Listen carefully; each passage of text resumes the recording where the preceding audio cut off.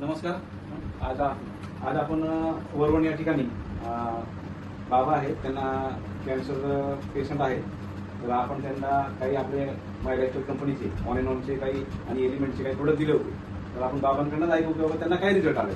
नमस्कार. नमस्कार. तुम्हाला ह्या औषधाचा काय रिझल्ट आला आणि तुम्हाला काय आजार होता? मला एक आहे ना, मला एक पहिलं प्लास्टिक सर्जरी झाली. त्या प्लास्टिक सर्जरीच्या टायमाला ज्यावेळेस ऑपरेशन केलं त्यावेळेस प्लास्टिक केली. त्याच्यानंतर त्याचा त्या टायमाला हृदय केला.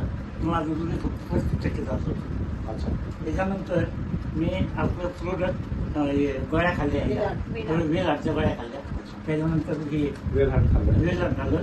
नंतर प्रोटीन पावडर आणि स्पिरुलिना गोल्ड आणि 95 ह्याच्यानंतर काय फरक पडला? त्याच्यानंतर ते गोळ्या खाल्ल्याच्या नंतर परत मी 6 महिन्यांनी हृदय केला. त्यावेळेस माझं हृदय ते ना 45% झालं. 45% झालं. आणि त्याच्यानंतर आता जस्ट गेल्या महिन्यामध्ये म्हणजे आता 2024ला मे 24ला परत हे केलं तर माझं जो वेलहाटचा त्या रिपोर्ट ते 55% झालं. म्हणजे तुमचं हृदय पहिलं 35% चालू होतं. आपलं वेलहाट स्पिरुलिना 95 हे घेतल्याच्या नंतर 45% झालं चालू. त्यानंतर परत आता जस्ट तुम्ही चेक केल्यामुळे आता 55% झालं.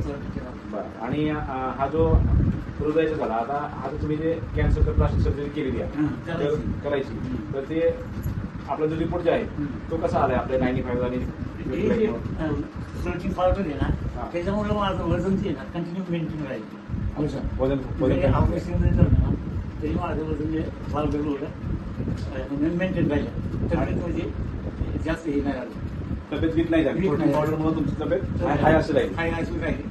त्याच्यामुळे त्या ऑपरेशनचा त्रास नाही झाला. कसा आलाय तुमचा? आणि आता ह्याचा जो रिपोर्ट आलाय रिपोर्ट आणायचं म्हणजे नाही झालं. कॅन्सरचा रिपोर्ट आहे ना, त्या हड्डी काढली ना, त्या हड्डीचा रिपोर्ट नाही झाला. म्हणजे कॅन्सर डिटेक्ट नाही आहे. नाही. त्यासाठी काय वापरलं त्यांनी? त्यासाठी त्यांनी स्पिरुलिना आणि आपले न्यूट्रीलाइफ किंवा प्रोटीन पावडर कंटिन्यू खात होते. ते 95 पण पित होते, डेली डिटॉक्स खात होते. त्यानंतर ज्यावेळेस डॉक्टरांनी चेकअप केलं, त्यांचा बायोप्सीचा रिपोर्ट घेतला, त्याच्या कातड्यांचा रिपोर्ट घेतल्यानंतर तो रिपोर्ट आहे तो अख्खा नील आला. डॉक्टर म्हणले की काय घाबरायची काही गरज नाही, कॅन्सर अख्खा नील झालेला आहे. Okay, thank you.